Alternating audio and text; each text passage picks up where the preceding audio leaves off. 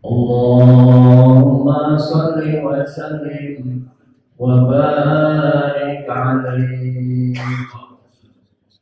Ya Rabbi bil Mustafa baligh maqasidana waghfir lana ma madha ya wasi'al karami. Ya Rabbi Mustafa baligh maqasidana waghfir lana ma madha ya wasi'al karami. Muhammadun sayyidul qawlaini wa thaqalaini wal fariqaini min arbi wa min ajami. Ya Rabbi bil Mustafa baligh maqasidana waghfir lana ma madha ya wasi'al karami. Wal habibul ladzi turja syafa'atuhu likulli hawlin minal ahwali muqtahimi. Ya Rabbi bil Mustafa baligh maqasidana waghfir lana ma madha ya wasi'al karami. Ya Rabbi waj'al raja'i ghayra mun'akisin ladaika waj'al hisabi ghayra munharimi. Ya Rabbi bil Mustafa baligh maqasidana waghfir lana ma madha ya wasi'al karami. Wamnun ala jam'ina al-hadir bimaghfiratin tamhu khatayana fi bad'in wa muhtatami.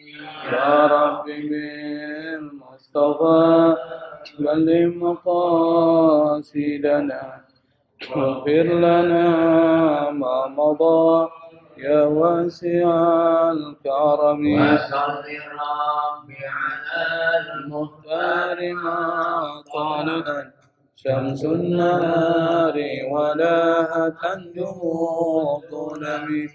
Ya Rabbi bil Mustafa baligh maqasidana waghfir lana ma madha ya wasi'al karami.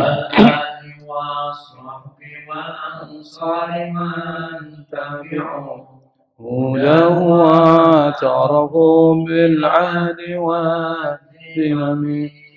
يا رب بالمصطفى بلغ مقاصدنا واغفر لنا ما مضى يا واسع الكرم. اللهم صل وسلم وبارك عليه.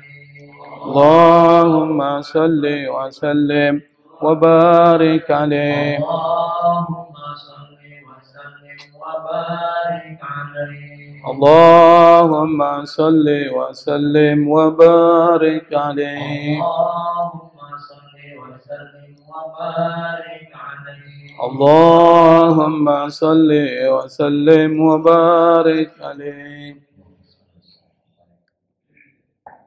بسم الله الرحمن الرحيم. الحمد لله رب العالمين. اللهم صل وسلم على سيدنا محمد الفاتح لما أغلق والخاتم لما سبق ناصر الحق بالحق والهادي إلى صراطك المستقيم وعلى آله وأصحابه حق قدره ومقداره العظيم. سبحانك لا علم لنا إلا ما علمتنا إنك أنت العليم الحكيم ولا حول ولا قوة إلا بالله العلي العظيم. رب اشرح لي صدري ويسر لي أمري واحلل عقدة من لساني يفقهوا قولي. أما بعد. Ma'asyiral hadirin jamaah pengajian ba'da subuh Masjid Al-Ikhlas yang dimuliakan dibanggakan oleh Allah Subhanahu wa taala. Alhamdulillah, kita masih diberikan kesempatan oleh Allah Subhanahu wa taala, digerakkan hati kita, diringankan langkah kaki kita, hingga dengan hidayat Allah kita bisa hadir di satu majlis yang sangat dimuliakan oleh Allah dan sangat dibanggakan oleh Rasulullah sallallahu alaihi wasallam. Pada pertemuan yang ke-14 pengajian 2 pekanan setiap sholat subuh, kita akan membahas pembahasan tentang obat hati yang kedua. Pada kesempatan yang lalu kita sudah membahas tentang obat hati yang pertama, yaitu taubat. Bagaimana pentingnya taubat, bagaimana taubat. Dan pada kesempatan pertemuan kali ini kita akan membahas obat hati yang kedua yang banyak dibahas dalam kitab-kitab tasawuf. Terutama yang menjadi rujukan di dalam pembahasan ini adalah kitab Kifayatul Atqiya Syarhu Hidayatul Adqiya. Jadi saya menggunakan rujukan satu kitab yang merupakan syarah dari Nazam Hidayatul Adqiya yang ditulis oleh Syekh Zainuddin Al-Maribari yang disyarah oleh Said Bakri Sato, penulis kitab I'anatul Talibin, syarah dari kitab Fathul Mu'in. Obat hati yang kedua adalah qanaah. Kata qanaah itu menjadi satu istilah dalam bahasa Indonesia, diambil dari bahasa Arab. Dari kata, akar kata qaf nun ain. Nah, qaf nun ain ini kalau dibaca qana'a itu artinya meminta-minta. Tapi kalau dibaca qani'a itu artinya menahan diri, merasa cukup. Jadi beda itu dalam bahasa Arab. Anda salah membacanya, apakah itu fathah atau kasroh, itu mempengaruhi makna. Itu bahasa Arab.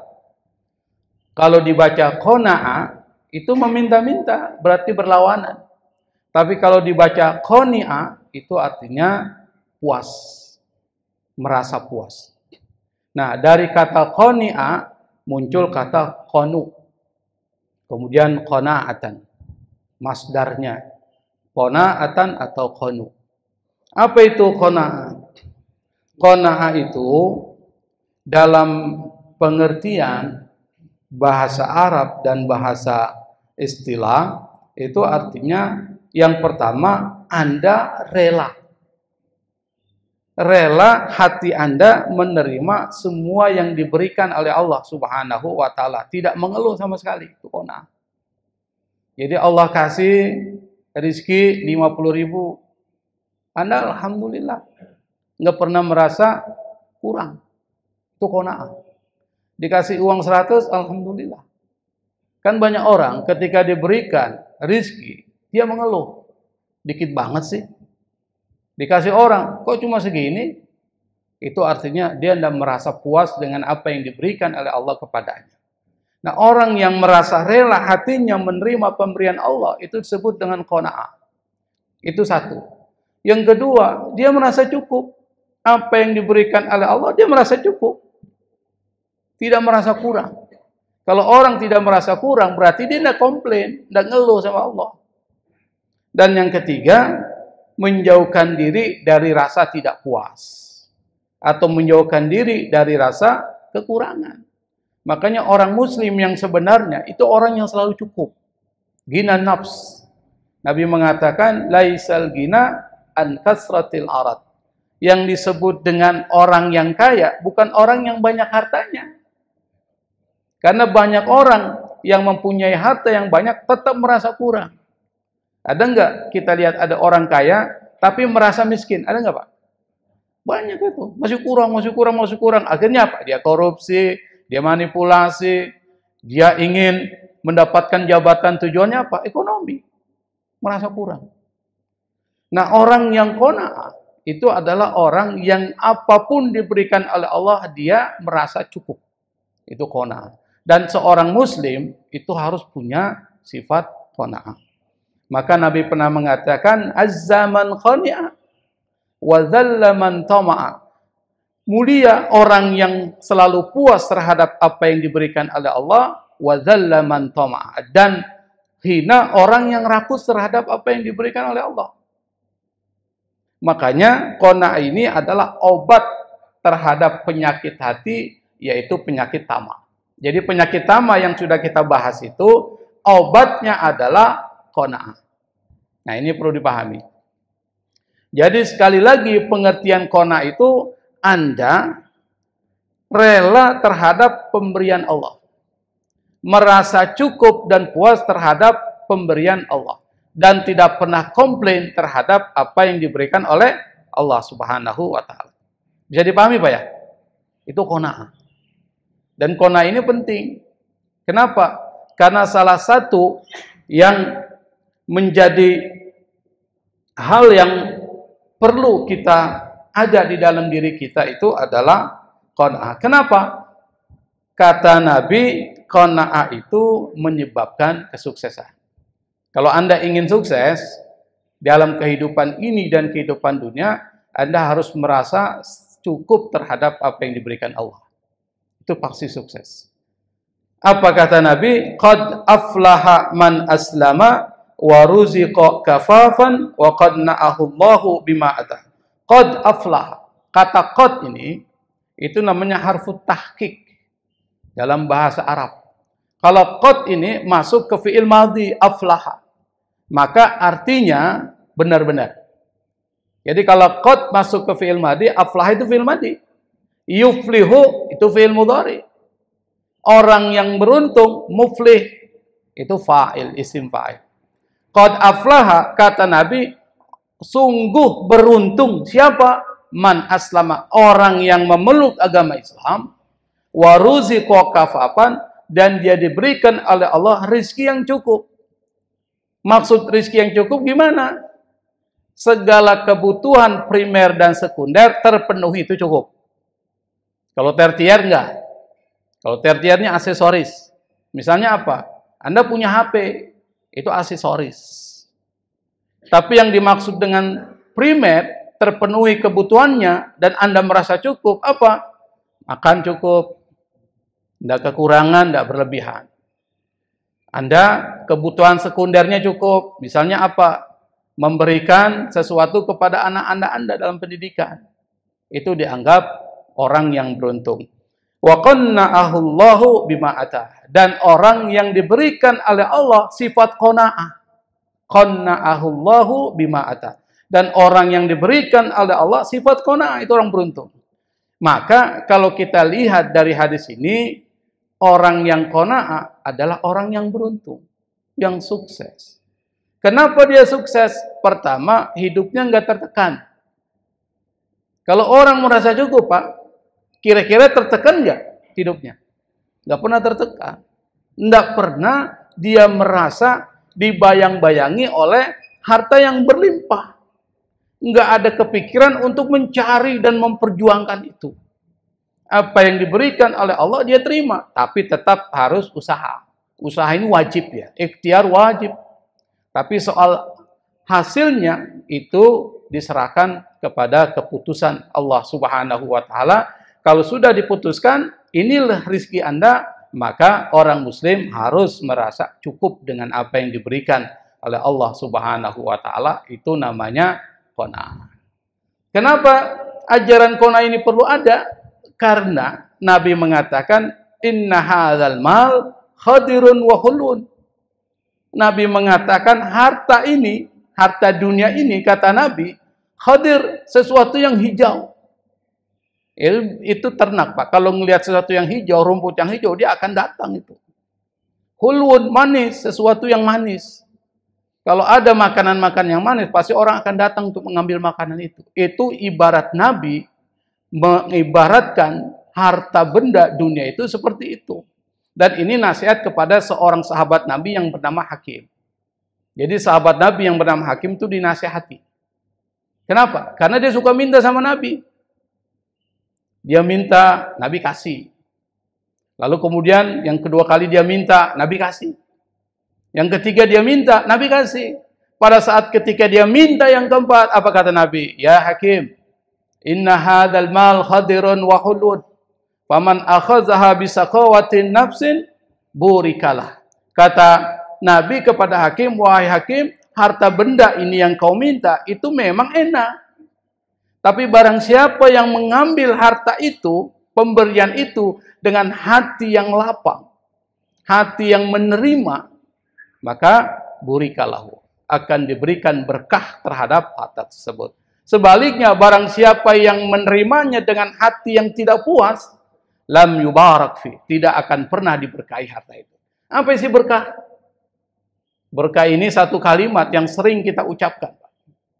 Bahkan menjadi kalimat yang penting kalau orang tahlilan biasanya ambil berkat, bawa berkat. Itu dari kata barakah. Kata barakah itu dalam bahasa Arab artinya ziyadatun fil khair, bertambah kebaikan. Itu berkah. Jadi berkah itu bukan banyak. Makanya kalau kita makan, doa kita doa minta berkah. Allahumma barik lana fima razaqtana. Ya Allah, berkahi kami, berkahi terhadap rezeki yang kau berikan kepada kami. Berkah. Maksudnya apa? Supaya makanan yang kita makan itu menjadi daging dan darah yang bisa membuat kita semakin giat, semangat beribadah kepada Allah Subhanahu wa Ta'ala. Saya punya mobil. Bagaimana membuat mobil saya jadi berkah? Mobil itu jangan Anda pakai sendiri. Kalau ada tetangga Anda yang membutuhkan pertolongan, Anda bisa meminjamkan mobil itu. Kalau ada tetangga misalnya hamil, mau melahirkan, tidak ada kendaraan untuk dibawa ke rumah sakit, Anda bisa menggunakan mobil Anda mengantar orang itu ke rumah sakit. Maka mobil itu adalah mobil yang berkah. Kami berkah. Atau Anda punya rumah, supaya rumah itu berkah, adakan pengajian di rumah Anda. Kenapa? Karena rumah yang di situ dibacakan Quran, Allah akan berkahi. Rumah di situ dia kaji ilmu-ilmu keislaman, itu Allah akan berkahi. Itu rumah yang berkah. Makanya rumah yang berkah itu adalah rumah yang banyak digunakan untuk kebaikan buat manfaat orang. Itu rumah yang berkah. Sakit pun bisa jadi berkah. Kalau sakit itu bisa membuat dia dekat kepada Allah Subhanahu wa Ta'ala. Kesehatan bisa jadi berkah. Kalau kesehatan itu digunakan untuk bisa membuat dia dekat kepada Allah Subhanahu wa Ta'ala. Makanya Nabi Ayub tuh ketika diberi sakit, sakitnya berkah buat Nabi Ayub. Karena Nabi Ayub nggak pernah mengeluh. Nggak pernah mengeluh, dia sabar. Bahkan ketika diminta oleh istrinya yang terakhir, karena istri yang lain sudah bubar. Tidak lagi mau menemani dan tahan menemani Nabi Ayub dengan sakitnya yang berkepanjangan. Dan sakit yang agak unik dan aneh. Istri yang terakhir, dia bilang sama Nabi Ayub, ya Ayub, kenapa kau tidak minta kepada Allah? Engkau kan Nabi. Doa Nabi pasti dikabulin Allah. Apa kata Nabi Ayub? Saya malu sama Allah. Berapa banyak kesehatan yang Allah berikan kepada saya. Ini baru sakit beberapa tahun aja, saya kok sudah ngeluh, minta sama Allah supaya diberikan kesembuhan.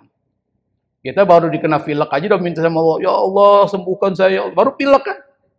Baru demam sedikit aja sudah ngeluhnya minta ampun. Satu kampung tahu tuh.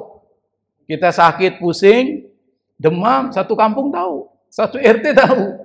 Kenapa? Ya kita ceritain sakit kita. Nabi Ayub pantang menceritakan sakitnya sampai kemudian dia minta sama Allah kesembuhan. Sampai Allah kemudian memberikan kesembuhan kepadanya, dikembalikan semua rezekinya, semua anak-anaknya yang meninggal dikembalikan lagi, dalam artian dia diberikan anak yang baru. Yang itu disebut dengan berkah. Semakin bertambah kebaikannya, hartanya, rezekinya dan seterusnya. Itu yang pertama. Kenapa qanaah menjadi penting? Yang kedua, qanaah itu kata Nabi, kanzun la yabda. Qanaah itu adalah harta benda yang tidak akan pernah hilang. Kalau harta yang kita miliki itu bisa yabna, bisa hilang. Mobil misalnya kita beli. Apakah itu mobil Anda? Apakah dia abadi? Tidak. Sewaktu-waktu dia akan hancur. Sewaktu-waktu dia akan dicuri orang. Sewaktu-waktu dia akan ditabrak orang, hancur. Enggak abadi. Atau uang emas, sama. Emas itu kita miliki, memang enak kita mempunyai harta. Tetapi harta itu enggak abadi. Sewaktu-waktu kita meninggal, harta ini bisa diberikan kepada orang, bukan harta kita. Atau harta itu dicuri orang. Atau harta itu misalnya hilang kemana, kita nggak tahu. Maka disebut dengan yafna. Tapi kal qanaatu kandun la yafna. Yang disebut qanaah kata Nabi adalah harta benda yang tidak akan pernah hilang. Kalau dia tidak pernah hilang, dia akan memberikan manfaat buat Anda. Jadi harta itu, Pak. Kenapa? Sesuatu yang menyenangkan mata kita. Karena kita bisa mengambil manfaat dari harta itu. Anda kalau punya harta, Anda merasa nyaman dengan harta. Anda mau beli HP yang bagus, Anda bisa beli. Kenapa? Anda punya uang. Anda mau beli mobil, Anda bisa beli, Anda punya uang. Makanya harta itu bisa membuat orang senang. Dan harta itulah yang dihiasi pada hati kita, cinta terhadap harta. Makanya Nabi ingatkan, iya, dia bisa memberikan manfaat, tapi ingat, harta yang paling abadi itu ada qanaah. Qanaah itu artinya apa? Anda merasa puas dengan apa yang diberikan oleh Allah Subhanahu wa taala, maka itu akan membantu Anda. Karena fungsi dari harta membantu Anda. Tetapi bantuan yang paling penting buat kehidupan dan kesuksesan Anda merasa puas dengan apa yang diberikan oleh Allah Subhanahu wa taala. Hidup sehat. Kalau orang merasa puas dengan nikmat dan rezeki yang diberikan oleh Allah, itu hidup sehat. Kalau orang hatinya tenang, tidak lihat sana, tidak lihat sini, tidak punya keinginan-keinginan yang tidak baik terkait dengan persoalan harta, itu hati tenang. Kalau orang hatinya tenang, sehat nggak Pak? Sehat. Kenapa? Karena dia nggak pikirin apa yang menjadi milik orang, dia nggak pikirin. Dia tidak punya sifat untuk mengambil apa yang menjadi punya orang, yang disebut dengan rakus. Maka hati kan menjadi tenang. Yang ketiga, qanaah itu kata Nabi, jalan Anda menjadi orang yang bersyukur. Jadi Nabi pernah mengatakan, orang mukmin itu cuma dua aja. Dia bersyukur atau bersabar. Dan hidup di dunia ini cuma dua, Pak. Anda bersyukur atau Anda bersabar. Ada nggak yang lebih dari itu? Nggak ada. Misalnya seperti contoh, diberikan nikmat, bersyukur. Lalu diberikan musibah, bersabar. Cuma dua saja. Sekarang kita diberikan nikmat ini oleh Allah. Bersyukur. Apa nikmatnya? Nikmat sehat. Nikmat bisa menghadiri majelis. Kita bersyukur.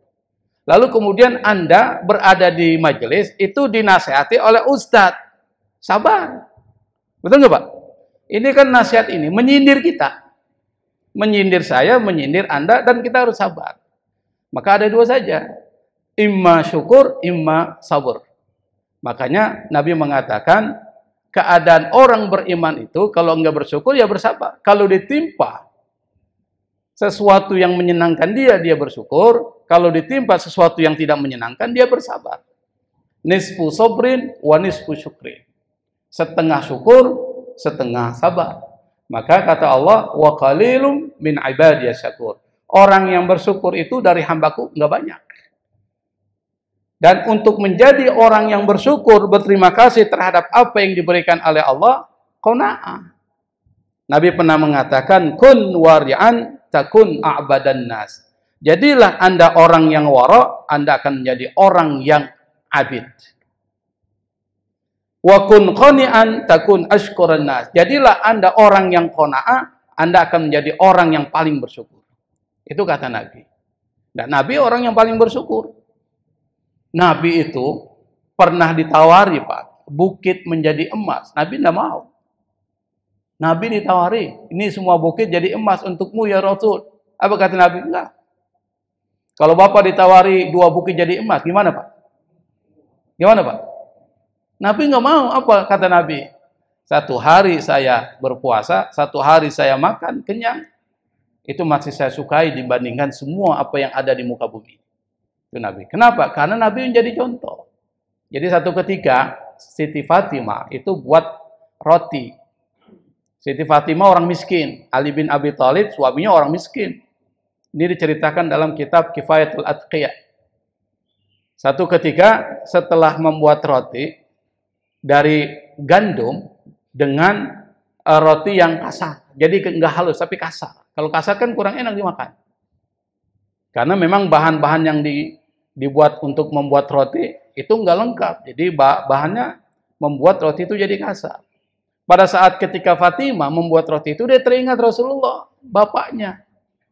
Akhirnya remukan-remukan roti itu, ini roti Pak, yang sudah hancur tuh, apa sih namanya? Hah? Apa? Remukan-remukan itu. Kalau ada roti kita gini, bruk. Kan jadi itu bahasa Betawinya apa sih? Hah? Res-resan. Saya sudah lupa ya bahasa Betawi. Nah itu remukannya itu diingat Rasul, dibawa kepada Rasul. Mahada ya Fatimah, apa ini? Ini ya Rasul, roti yang udah hancur-hancur kering tuh. Kita kalau dikasih roti oleh tetangga kita yang hancur-hancur, mau nggak Pak? Enggak. Rasul bilang, Rasul makan, dibilang, inilah makanan yang pertama setelah 3 hari saya tidak makan. Bayangkan Pak. 3 hari baru makanan itu yang masuk ke mulutnya. Roti terbuat dari gandum yang kasar. Itulah makanan Rasul. Kalau Rasul pun tidur, tidurnya di tikar, korma. Kalau dia tidur, pas bangun itu ada tanda-tandanya. Padahal Rasul itu yang memiliki semua benda ini. Kalau dia minta sama Allah, Allah akan kabulkan. Tapi Rasul nggak mau. Dia memberikan contoh hidup zuhud. Dan zuhud itu adalah fondasinya qanaah. Jadi, al-qanaatu mabnaha az-zuhud. Kata Said Bakri Sato dalam kitab Kifayatul Atqiyah, dia mengatakan al-qanaatu mabnaha az-zuhud. Qanaah itu dasarnya itu zuhud. Apa itu zuhud? Zuhud itu bukan menjadi orang miskin, bukan. Anda boleh kaya, tapi kaya itu tidak menguasai hati Anda. Itu zuhud. Anda boleh kaya, tapi jangan sampai kekayaan itu membuat Anda lupa kepada Allah Subhanahu wa taala. Itu zuhud. Jadi ada satu cerita, Pak. Nggak tahu apa saya pernah cerita di sini ya. Seorang ulama besar. Beliau seorang filosof, seorang sufi falsafi. Namanya Muhyiddin Ibnu Arabi. Nanti kalau misalnya ada kesempatan buka internet itu cari di Google tuh Muhyiddin Ibnu Arabi, siapa beliau itu. Karena ada 2 Ibnu Arabi, ada Ibnul Arabi, ada Ibnu Arabi. Kalau Ibnul Arabi seorang ahli fikih mazhab Maliki. Penulis kitab tafsir Ayatul Ahkam, namanya Ahkamul Quran. Tapi ini Muhyiddin Ibnu Arabi. Satu ketika dia punya murid mau melakukan satu ketika ada muridnya yang berada di satu tempat. Yang murid itu seorang sufi yang kerjaannya adalah apa? Nelayan. Nelayan kerjaannya mencari ikan. Setelah dia dapat ikan itu dia potong 2. Kepalanya dan badannya. Badannya itu diberikan kepada orang-orang miskin. Kepalanya dia gunakan untuk kebutuhan dia sehari-hari. Padahal dia miskin. Jadi dipotong 2 itu. Untuk orang-orang yang membutuhkan dia kasih badannya, sementara dia makan kepalanya. Maka disebut dengan syekh kepala ikan. Syekh Ra'isus Samak. Disebut seperti itu. Dia punya murid itu ingin melakukan niaga ke satu tempat di daerah Andalusia, Spanyol. Yang di situ ada seorang guru besar, Syekhul Akbar, namanya Muhyiddin Ibnu Arabi. Guru dari dia nih, Syekh kepala ikan. Ketika sang murid ini ingin pergi ke sana, dia izinlah kepada gurunya, wahai guru, saya mau ke Andalus, Spanyol. Oh, saya punya guru di sana, kata dia. Nanti kalau kau pergi ke sana, tolong kirimkan salam saya kepada dia dan mintakan nasihat. Apa nasihat dia buat saya? Pergilah orang itu ke Andalusia. Setelah selesai berdagang, dia carilah orang yang disebutkan oleh gurunya itu. Ditanya, di mana rumah Ibnu Arabi? Semua yang ditanya itu menunjuk kepada rumah yang paling besar di daerah itu. Seperti istana Mega. Setelah dia sampai di sana, dia kaget. Bagaimana seorang sufi kok kayak begini? Kayaknya nggak mungkin lah, mustahil lah. Ada seorang sufi yang kaya seperti ini. Akhirnya setelah dia datang, dia berkata kepada Muhyiddin Ibnu Arabi, wahai Syekh, guru saya kirim salam kepada Anda. Dan dia pesan, tolong berikan nasihat saya kepada dia. Apa kata Syekh Muhyiddin Ibnu Arabi? Bilang kepada gurumu jangan memikirkan dunia. Bayangkan, Pak. Padahal saya kepala ikan, itu nggak mikirin dunia, dia cuma kepala ikan aja. Sementara Muhyiddin Ibnu Arabi orang kaya, punya istana yang sangat besar, dan rumah yang paling besar di daerah Andalusia punya dia. Ini murid dari saya kepala ikan, itu bingung, gimana sih ini? Guru saya ini adalah orang paling miskin di kampung. Dimintai nasihat, supaya jangan mikirkan dunia. Ini bagaimana ini? Tapi akhirnya, dia kembali setelah berdagang ke kampungnya. Sampai di kampungnya, dia pergi ke rumah gurunya, dia bilang, guru, salammu sudah saya sampaikan kepada Syekh guru. Tapi dia pesan katanya. Apa pesannya? Kata Syekh Ibnu Arabi, guru dinasihati jangan selalu mengingat dunia. Itu Syekh kepala ikan langsung diam. Lalu kemudian tertunduk kepalanya dan dia menangis. Apa dia bilang? Guruku benar. Menjadi zuhud bukan berarti hidup miskin. Saya pada saat ketika memotong ikan itu menjadi dua, masih kepikiran dalam pikiran saya bagaimana enaknya makan badan ikan daripada makan kepala ikan. Baru begitu aja itu sudah dianggap memikirkan dunia. Dan Syekh Muhyiddin Ibnu Arabi tahu kalau muridnya itu berpikiran seperti itu.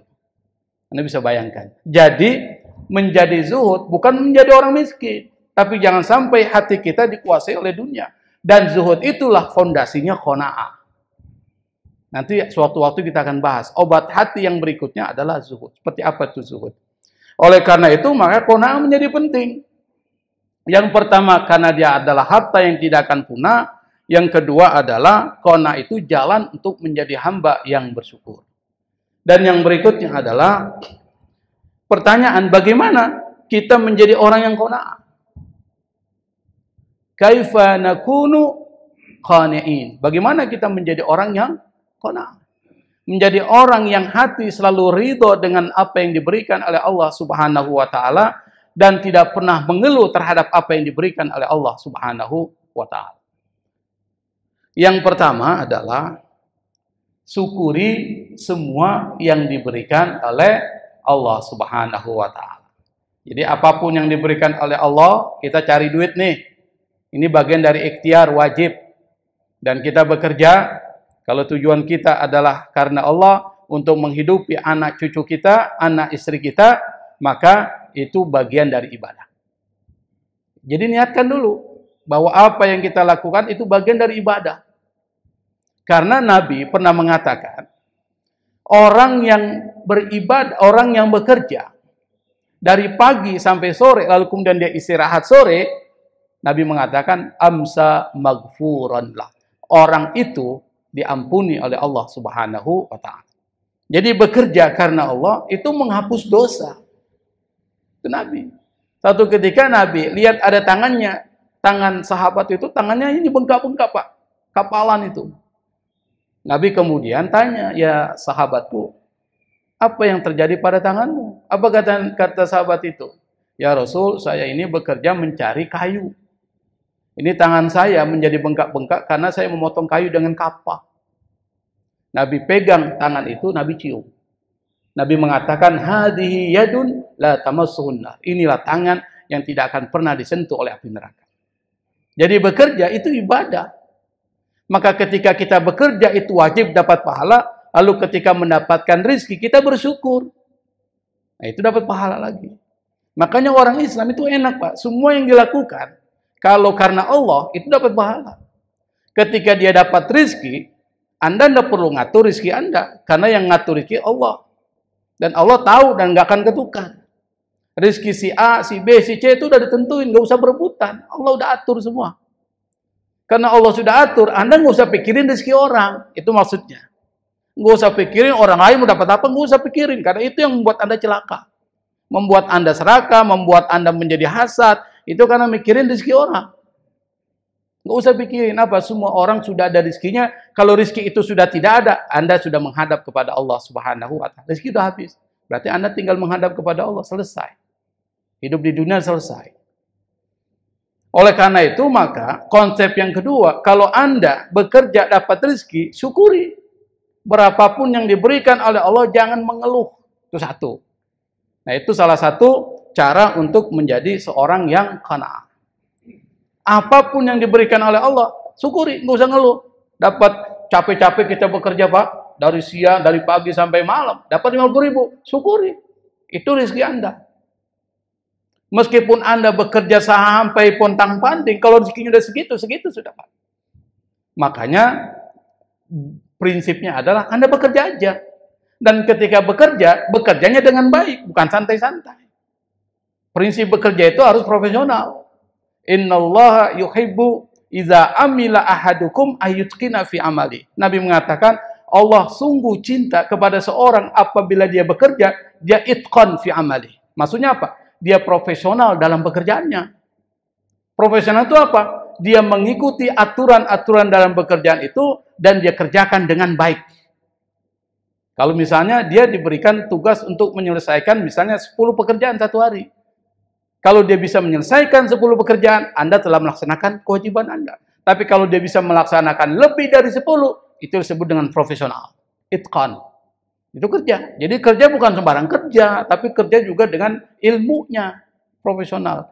Jadi tukang nyiram pohon misalnya, ada ilmunya bagaimana nyiram itu. Jangan semua disiram sampai kemudian jadi hancur tuh tanaman. Tapi ada ilmunya. Itu disebut dengan itqan.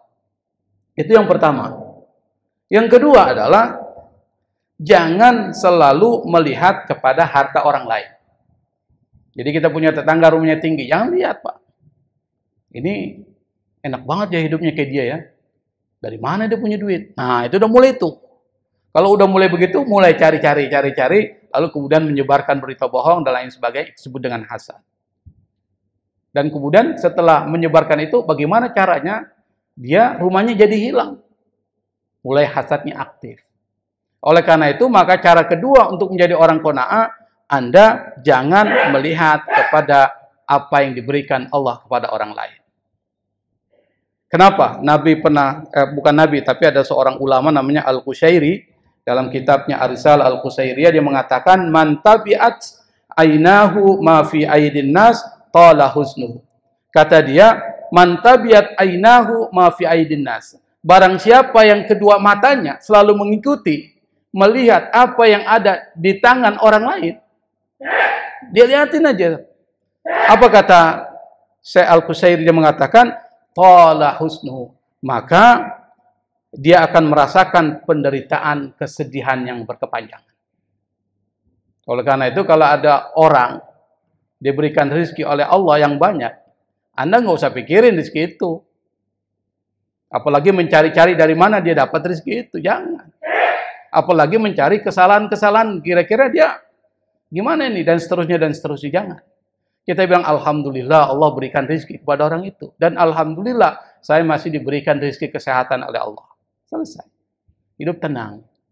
Itu salah satu menjadi orang yang qanaah. Dan yang terakhir adalah, yang berikutnya adalah, tidak pernah meminta-minta. Itu jadi qanaah. Jangan minta-minta sama orang, meskipun hidup susah, jangan minta-minta. Kenapa? Allah menceritakan ada kelompok muhajirin yang pindah dari Mekah ke Madinah. Itu hidupnya susah, Pak. Tapi mereka tidak minta-minta. Di dalam surah Al-Baqarah ayat 273, nanti bisa dicek Al-Baqarah ayat 273. Itu disebutkan oleh Allah, lil fuqara'il ladzina usiru fi sabilillah la yastati'una darban fil ardi yahsabuhumul jahilu aghniya'a minat ta'affuf ta'rifuhum bisimahum la yas'aluna an-nasa ilhafa wa ma tunfiqu min khairin fa innallaha bihi alim.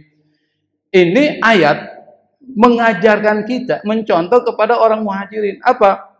Orang-orang fakir yang mereka terusir, terkepung di jalan Allah Subhanahu wa taala, la yastati'una darban fil ard, tidak bisa berpergian kemana-mana. Yahsabuhumul jahilu agniya, orang-orang bodoh menganggap dia itu orang kaya. Kenapa? Minat ta'afuf, karena dia nggak minta-minta, dianggap orang kaya. Ta'rifuhum bisimahum, engkau bisa mengenali mereka dengan tanda-tanda apa? La yas'alunan nasa ilfa. Ini yang saya garis bawahi. La yas'alunan nasa ilhafa. Mereka enggak pernah minta-minta meskipun terpaksa. Ini orang muhajirin. Wa ma tunfiqu min khairin, kebaikan apapun yang kau infakkan, kata Allah, fa innallaha bi'alim. Semuanya itu Allah tahu. Jadi yang menjadi catatan kata kunci ini adalah la yas'alunan nasa ilhafa. Tidak pernah meminta-minta meskipun dia susah. Kan kita banyak orang baru tidak punya motor aja, dia minta, tolong dong pinjamin duit dan sebagainya, dia minta-minta sama orang. Misalnya saya beri contoh.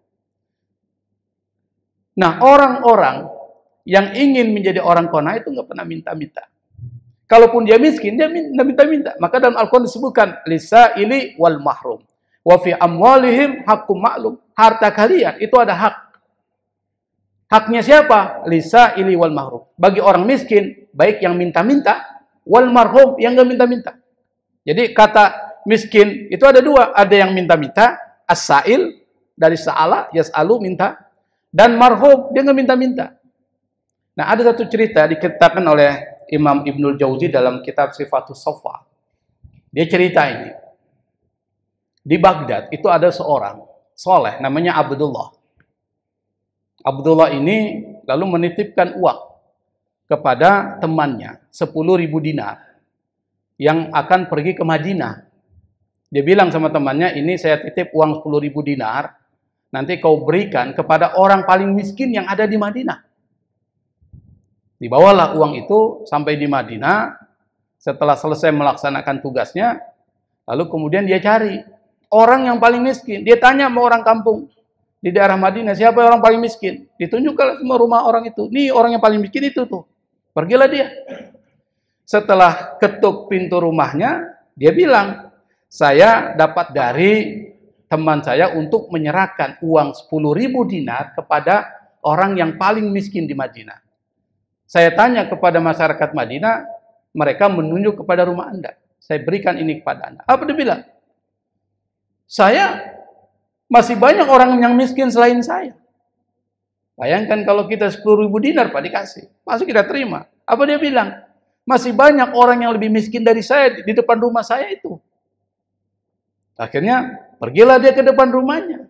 Ketika dia pergi ke depan rumahnya, dia bilang, ini titipan dari teman untuk diberikan kepada orang yang paling miskin di sini. Apa dia bilang? Tetangga saya di depan itu lebih miskin dari saya. Kalau kau mau berikan, dibagikan saja kepada orang miskin. Jadi itu artinya harta itu diberikan kepada orang-orang miskin di situ. Artinya apa? Mereka nggak minta-minta. Mereka menerima kemiskinan itu, itulah bagian dari qanaah. Menerima. Kewajiban kita itu memberi bantuan kepada mereka. Tapi mereka kalau menjaga dirinya, dia nggak akan minta-minta sama orang lain. Makanya kita yang peka. Kita harus lihat ini orang miskin nih, bantu. Karena dia nggak akan minta. Sampai kapanpun dia akan minta. Kenapa? Yang pertama, dia menjaga marwahnya, harga dirinya.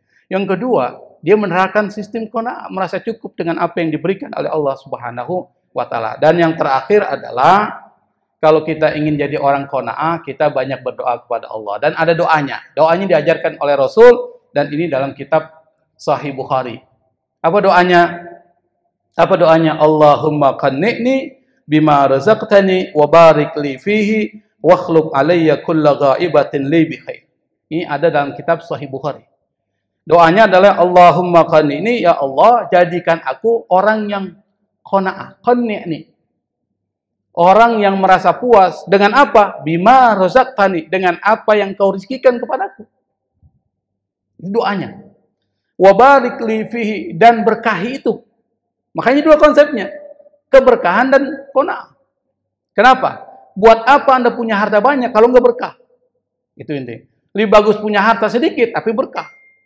Wakhlub alayya kulla ghaibatin li bi khair. Lalu doa Nabi, dan gantikan setiap yang hilang kepada saya dengan kebaikan. Kalau ada yang hilang, misalnya bendanya hilang, ya Allah gantikan dengan kebaikan.